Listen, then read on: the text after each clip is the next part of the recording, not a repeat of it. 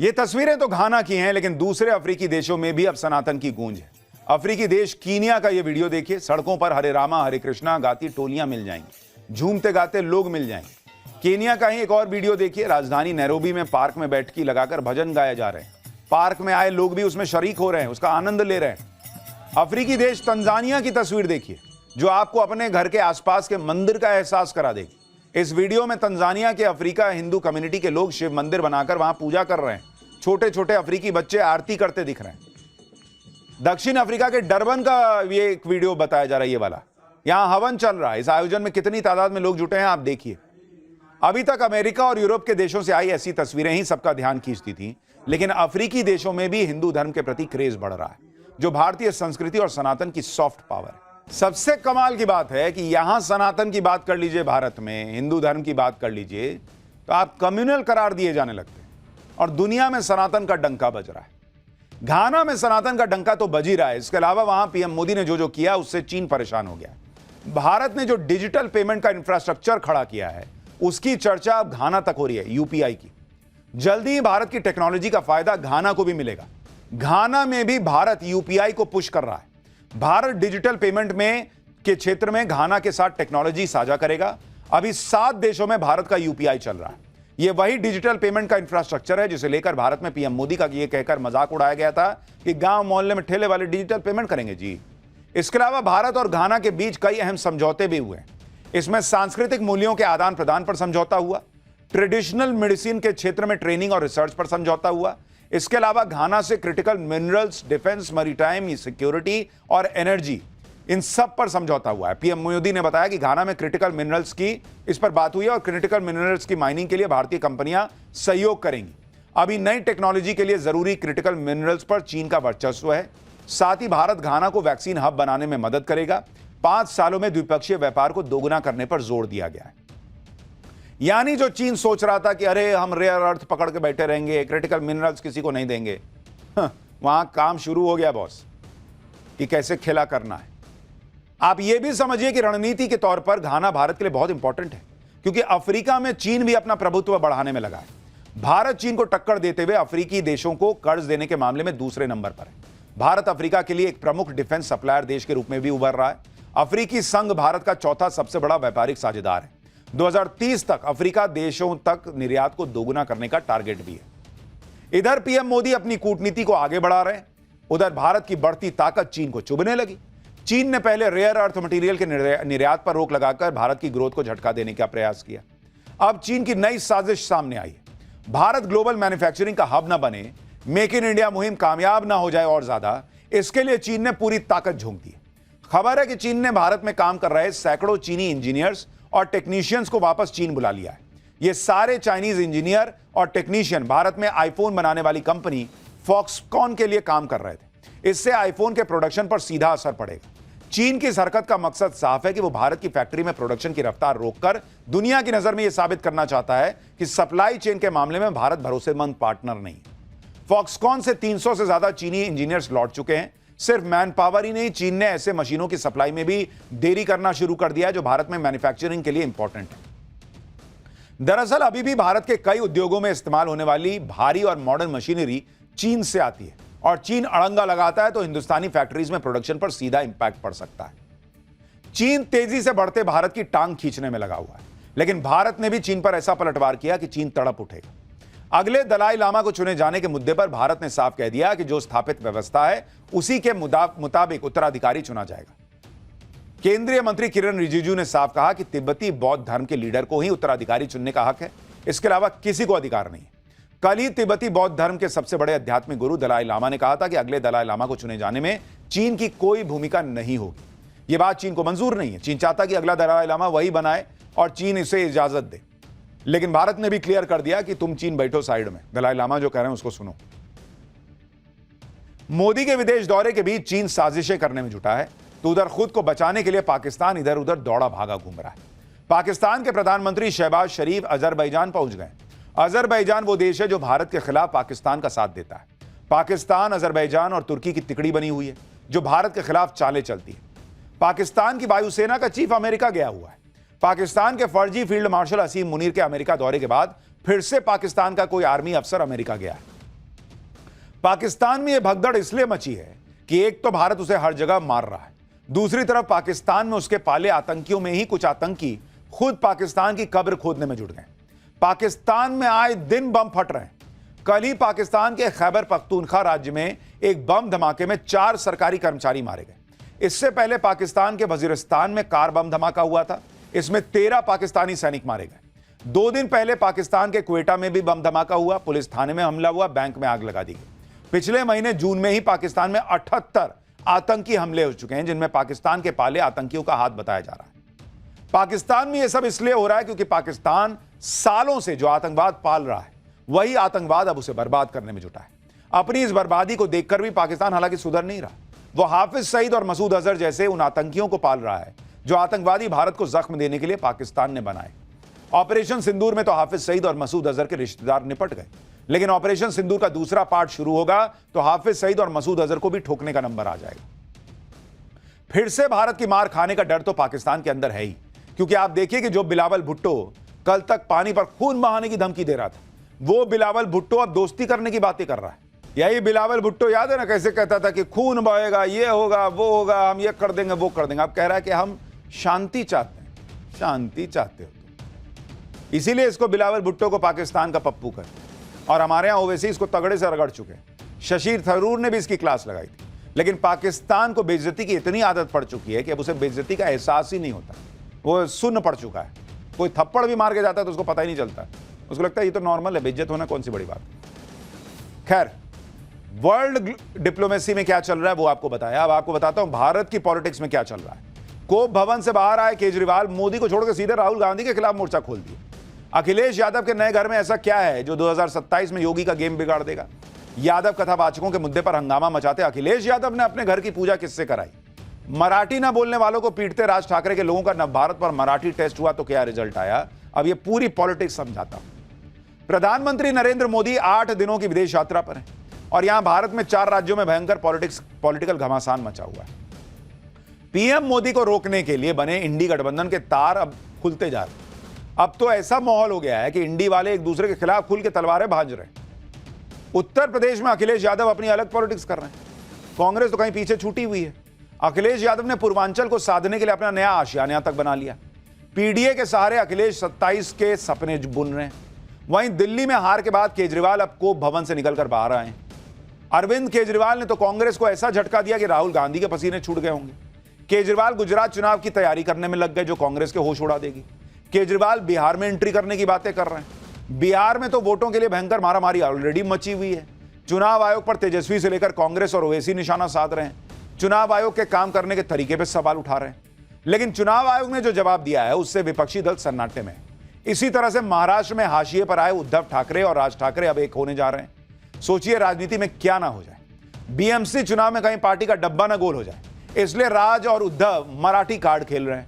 राज ठाकरे के कार्यकर्ता गुंडागर्दी कर रहे हैं, मराठी भाषा के नाम पर खुल के मनमानी कर रहे हैं, पीट दे रहे हैं किसी को भी। लेकिन नवभारत पर जब हमने उनके लोगों से मराठी भाषा पर कुछ सवाल पूछे तो उनका जो ये भाषा का टेस्ट था उसका रिजल्ट क्या आया देखिएगा तो हैरान रह जाएगा। लेकिन ये तो इतना बवाल मचा है ना, बिना ट्रेलर देखे काम होगा। पहले ट्रेलर तो देखिए।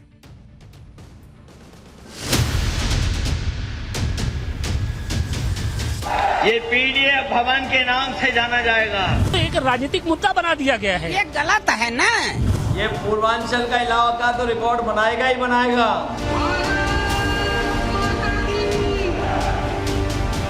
बीजेपी की जेब में या कांग्रेस?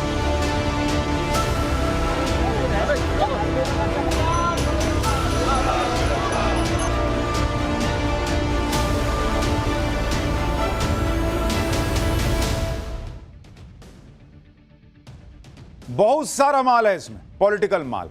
तो शुरुआत सबसे पहले अखिलेश यादव की बात से करता हूं, जो 2027 में जीत का फॉर्मूला तलाश रहे हैं। पीडीए की राजनीति करने वाले अखिलेश यादव ने अब नया दांव चला है। अखिलेश यादव ने आजमगढ़ में अपना नया आशियाना बना लिया है। ये जो शानदार आप आलीशान देख रहे हैं तंबू और जो घर आपको दिख रहा है, यही अखिलेश यादव का नया ठिकाना। ये आजमगढ़ से अखिलेश यादव पूर्वांचल को साधने की कोशिश कर रहे हैं। आज पूरे विधि विधान से अखिलेश यादव ने अपने इस घर और दफ्तर का गृह प्रवेश किया।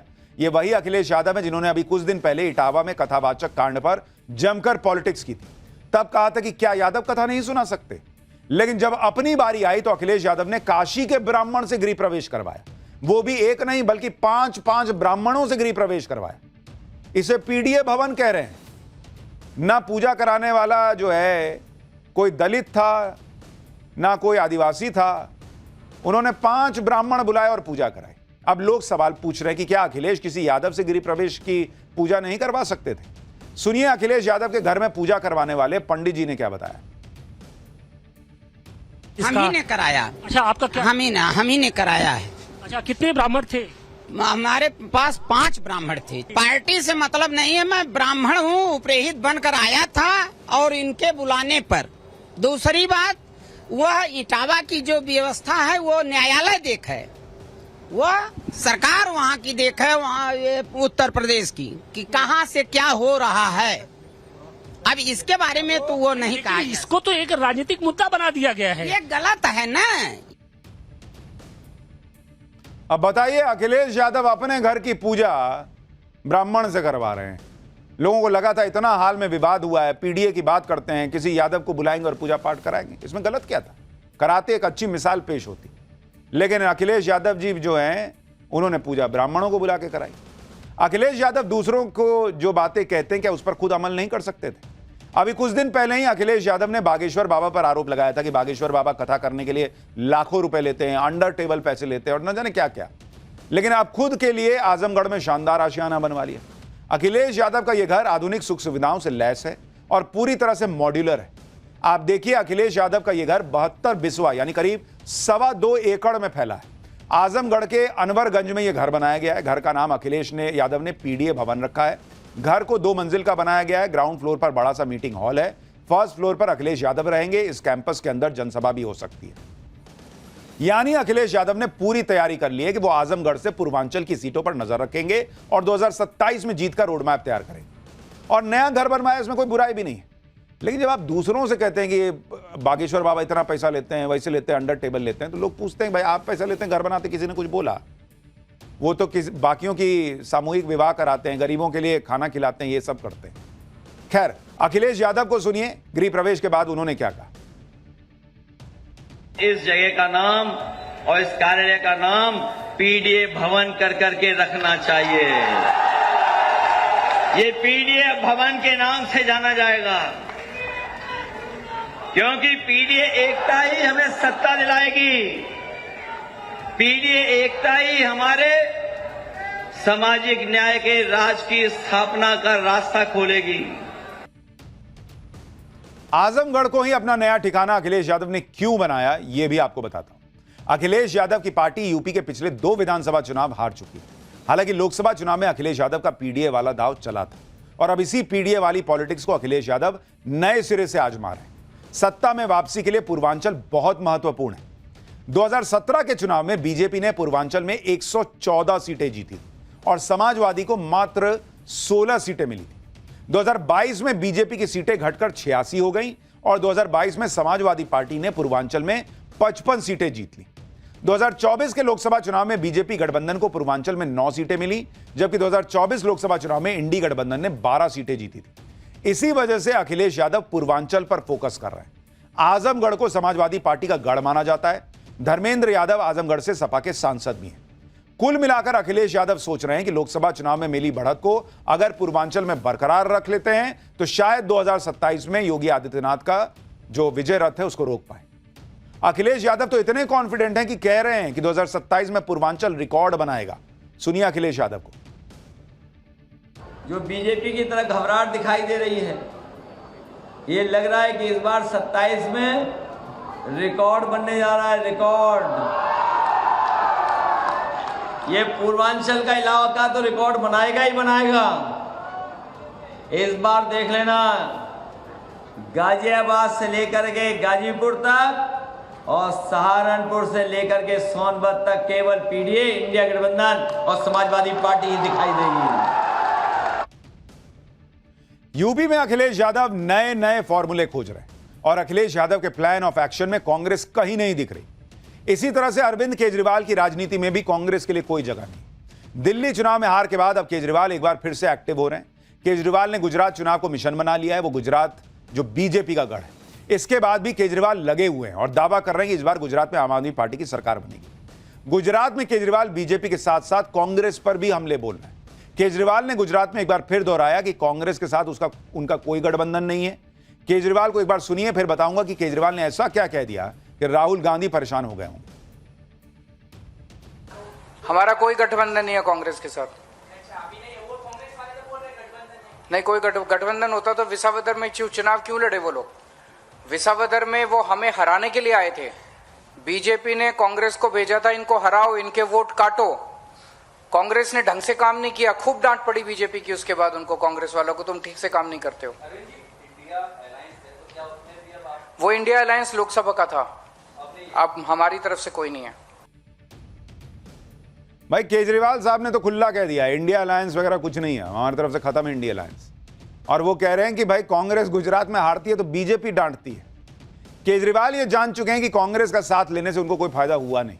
दिल्ली में लोकसभा चुनाव कांग्रेस के साथ मिलकर चुनाव लड़ने पर भी केजरीवाल हार गए थे, तभी से केजरीवाल और कांग्रेस के बीच खटास आ गई थी। विधानसभा चुनाव में भी केजरीवाल ने कांग्रेस पर आरोप लगाया था कि वो बीजेपी को जिताने के लिए काम कर रही है। गुजरात में केजरीवाल इसलिए भी कांग्रेस पर हमलावर हैं जिससे वो कांग्रेस की जगह खुद को बीजेपी का विकल्प बता सके। गुजरात में पार्टी का प्रदर्शन भी ठीक ठाक ही रहा है। 2022 के विधानसभा चुनाव में आम आदमी पार्टी ने 5 सीटें जीती थी। 2022 में आम आदमी पार्टी को करीब 13% वोट मिले थे। केजरीवाल तो गुजरात के मतदाताओं से खुलकर कह रहे हैं कि बीजेपी और कांग्रेस आपस में मिले हुए हैं जी। केजरीवाल ने तो यहां तक कह दिया कि कांग्रेस बीजेपी की जेब में है और दोनों के बीच प्रेमी प्रेमिका वाला रिश्ता है। सुनिए केजरीवाल को। बीजेपी की जेब में है कांग्रेस, कांग्रेस केवल और केवल बीजेपी की नौकरी करती है। मैंने कहा ये कांग्रेस और बीजेपी का रिश्ता क्या कहलाता है? क्या ये भाई बहन का रिश्ता है या ये पति पत्नी का रिश्ता है? आपको क्या लगता है? ये ना भाई बहन का रिश्ता है और ना ये पति पत्नी का रिश्ता है। ये प्रेमी और प्रेमिका का रिश्ता है जो छुप छुप के मिलते हैं। यानी केजरीवाल कांग्रेस को ज्यादा धो रहे हैं रगड़ रगड़ कर, क्योंकि उनको पता है कि उन्हें गुजरात में कांग्रेस की जगह लेनी है। उस गुजरात में जहां राहुल गांधी दावा हर बार कर देते हैं कि लिख के रख लो इस बार हम सरकार बनाएंगे। इधर महाराष्ट्र में भी गजब ही हो रहा है। मराठी भाषा और मराठी अस्मिता के नाम पर खुलेआम गुंडागर्दी हो रही है। विधानसभा चुनाव में उद्धव ठाकरे और राज ठाकरे दोनों को जोरदार झटका लगा था। राज ठाकरे तो 0 पर चले गए। इससे उबरने के लिए अब फिर से मराठी भाषा का मुद्दा उछाल रहे हैं। यह मुद्दा इसलिए भी उठाया जा रहा है क्योंकि बीएमसी चुनाव आने वाले हैं। बीएमसी चुनाव के लिए राज ठाकरे और उद्धव ठाकरे एक साथ रैली भी कर सकते हैं। यानी पूरी कोशिश हो रही है कि किसी तरह से अपनी राजनीतिक जमीन बचाई जा सके। और इस चक्कर में उद्धव ठाकरे और राज ठाकरे दोनों के ही कार्यकर्ता खुलेआम गुंडागर्दी कर रहे हैं, लोगों को मार रहे हैं, धमका रहे हैं। आप ये तस्वीरें देखिए। उद्धव ठाकरे की पार्टी के पूर्व सांसद राजन विचारे के दफ्तर में मुंबई के व्यापारियों को थप्पड़ मारा जा रहा है, सिर्फ इसलिए कि व्यापारी मराठी नहीं बोल रहे थे। बताइए, फिर घूम फिर के बहुत पॉलिटिक्स किए और 0 से ऊपर बढ़ने का कोई रास्ता क्या दिखा कि भाई लोगों को मारो कि तुम मराठी क्यों नहीं बोल पा रहे। राज ठाकरे और उद्धव ठाकरे के नेता खुद को मराठी भाषा का सबसे बड़ा समर्थक और प्रेमी बताने में लगे। लेकिन जब इन लोगों से मराठी भाषा को लेकर सवाल करो तो सारी पोल पट्टी खुल जाती है। राज ठाकरे की पार्टी के कार्यकर्ताओं से हमारे संवाददाता ने मराठी भाषा को लेकर कुछ सवाल क्या पूछे, वो लोग तो बचकर निकल गए। वहीं राज ठाकरे के कुछ कार्यकर्ताओं ने हमारे संवाददाता को डराने की भी कोशिश की। देखिए राज ठाकरे के कार्यकर्ताओं का मराठी टेस्ट और उसका रिजल्ट। पण मराठी भाषा दिन केव्हा साजरा करतो? मराठी भाषा दिन केव्हा साजरा करतो सांगा? मराठी भाषा दिन फेब्रुवारी में आहे. कधी केव्हा? मराठीच विचारतोय, मराठीत सांगा. सांगतो ना मी. कधी कधी आहे आता आपण? डेट मला माहिती नाही. तुम्ही मराठी असून तुम्हाला माहिती नाही मराठी भाषा दिवस केव्हा असतं ते? कुसुमाग्रजाचं आहे ना हा. त्या टायमाला कुठल्या डेट काय सांगा? 22 की 24 तारखेला आहे. 27 ला असते. 27. आणि महाराष्ट्राच्या राज्याची स्थापना कधी झाली? आता नहीं तुम्हाला आपल्याला महाराष्ट्र बद्दल माहित नाही नहीं, माहिती. आपको महाराष्ट्र के बारे में नहीं मालूम, आपको मराठी भाषा के बारे में नहीं माहिती मालूम, नाही ना. तो आप अपने आप को मराठी का हितैषी कैसे बता सकते हैं? मराठी आप दूसरों को मराठी कैसे सिखा सकते हाँ, हैं? ठीक. मराठी भाषेत स्वतंत्र वर्ण किती आहे, स्वर किती आहेत, व्यंजन किती आहे? मी काय सांगतोय, हा मुद्दा कितीचा आहे आणि कितीचा नाही तो विषय नाहीये. तुम्ही आम्हाला मराठीचे प्रश्न विचारताय की मराठीची परीक्षा घेताय? परीक्षा घेतोय. कशासाठी? सांगा ना किती किती प्रेम आहे, किती प्रेम आहे? तुम्ही आमची परीक्षा घेणारे कोण? तुम्ही परीक्षा घेणारे कोण आहेत? सवाल मराठी का है, सवाल महाराष्ट्र का है, जवाब नहीं है इनके पास, जवाब नहीं है इनके पास, जवाब नहीं दे रहे। ये है सच्चाई महाराष्ट्र नवनिर्माण सेना की, जो मराठी सिखाने के लिए जा रहे हैं, लेकिन उन्हें खुद को मराठी भाषा के बारे में, महाराष्ट्र के बारे में नहीं पता। तो ये है सच्चाई राज ठाकरे के कार्यकर्ताओं की। दूसरों को पीट रहे हैं, दूसरों से मराठी का टेस्ट ले रहे हैं, और इनसे पूछिए जवाब देते नहीं बनता तो कह रहे हैं तुम हमसे मराठी का टेस्ट कैसे ले सकते हो। ये सबसे टेस्ट ले सकते हैं। खैर, चुनाव में जो टेस्ट होगा उसमें तो जीरो आता है, लेते रहिए पब्लिक का टेस्ट। पाठशाला में अब अगली क्लास। गोपाल तो निकला तजम्मुल, लेकिन उसके बाद कावड़ यात्रा को लेकर क्या नया बवाल मच गया है। हिंदुओं की पवित्र कावड़ यात्रा बहाना है, मोदी योगी के खिलाफ माहौल बनाना है, कैसे राज खुल गया है, अब इसका चैप्टर दिखाता हूं। 11 जुलाई से हिंदुओं की पवित्र कावड़ यात्रा शुरू हो रही है। कावड़ यात्रा के दौरान हिंदुओं की आस्था से किसी तरह का खिलवाड़ ना हो, इसके लिए कावड़ यात्रा के रूट पर दुकानदारों, होटलों और ढाबों को मालिकों के लिए कहा गया कि भाई सही नाम और पहचान बताने का आदेश दिया जा रहा है, बताइए। लेकिन सही नाम और पहचान बताने के इस फरमान को कुछ लोगों ने मोदी और योगी के खिलाफ राजनीतिक हथियार बना लिया। अखिलेश यादव की पार्टी, कांग्रेस और ओवैसी जैसे लोगों ने इस फरमान पर आसमान सिर पर उठा लिया। कावड़ रूट पर चेकिंग को सीधे सीधे पहलगाम आतंकी हमले से जोड़ दिया गया। ऐसे में सवाल उठता है कि क्या किसी धर्म की आस्था से खिलवाड़ रोकने की कोशिश आतंकवाद हो जाती है क्या, या फिर कावड़ रूट पर सनातनी आस्था से खिलवाड़ के बड़े गेम प्लान का पर्दाफाश होने से कुछ लोग बौखला गए। क्योंकि जिस पंडित जी वैष्णो ढाबे पर चेकिंग को लेकर बवाल शुरू हुआ, उसकी हकीकत सामने आने पर विरोधियों की थ्योरी ही पलट गई। जिस गोपाल नाम के शख्स की पैंट उतरवाकर चेकिंग का आरोप लगा, वो गोपाल नहीं तजम्मुल निकला और उसके पैंट उतरवाने का कोई सबूत नहीं आया। जबकि कावड़ यात्रा में मुसलमानों की भागीदारी से न तो हिंदू संगठनों को दिक्कत है और न ही कावड़ यात्रियों को, क्योंकि सालों से मुस्लिम कारीगर पवित्र गंगा जल ले जाने के लिए जो कावड़ है वो बना रहे हैं। मुस्लिम कारीगर कावड़ियों के लिए ड्रेस भी बना रहे हैं और बिना पहचान छुपाए मुस्लिम कावड़ियों के लिए शाकाहारी खाना भी बना रहे हैं। और भाई उनके बनाए कावड़ इस्तेमाल होते हैं, उनके बड़ा बनाए हुए ड्रेस इस्तेमाल होते हैं। यानी मामला हिंदू मुसलमान का है ही नहीं। मुसलमान तो सालों से कावड़ यात्रा में भागीदारी कर रहे हैं। मामला सीधा सीधा धोखाधड़ी का है। भाई नाम बताओ ना भाई। कावड़ जो बना रहे हैं हरिद्वार में लोग बनाते हैं, मुसलमान बनाते हैं, वो नाम छुपा के थोड़ी बना रहे हैं। जो ड्रेस बनाते हैं वो नाम छुपा के नहीं बनाते हैं। तो किसी को दिक्कत नहीं भाई, उसको पता है कि मैं शाहरुख से ले रहा हूं कि मैं जो है पांडे जी से ले रहा है अपना। हाँ, आप बोलिएगा वैष्णो ढाबा है, उसमें गोपाल नाम बताइएगा, निकलिएगा तजम्मुल, तो भाई किसी को भी झटका लगेगा। संत और हिंदू संगठन भी अब सवाल उठा रहे हैं कि तजम्मुल का नाम बदलकर गोपाल रखना क्या हिंदुओं की आस्था के साथ खिलवाड़ नहीं है। पाठशाला में कावड़ यात्रा पर छिड़े घमासान की पूरी डिटेल बताऊंगा, लेकिन जो हो रहा है पहले देख लीजिए।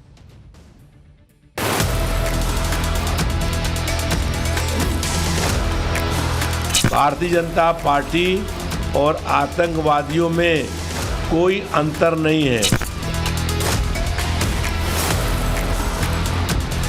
वो उग्रवादी स्वयं होंगे, इसीलिए उन्होंने हिंदुओं को उग्रवादी कहा। पूरे भारत के मुसलमान चिंतित हैं इस मामले को लेकर के। जो हम हैं वो बताना बुरा नहीं।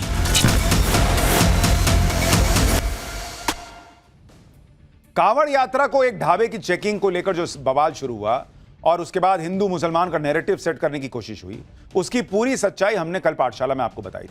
ये गोपाल नहीं तजम्मुल है, हमने आपको बताया था।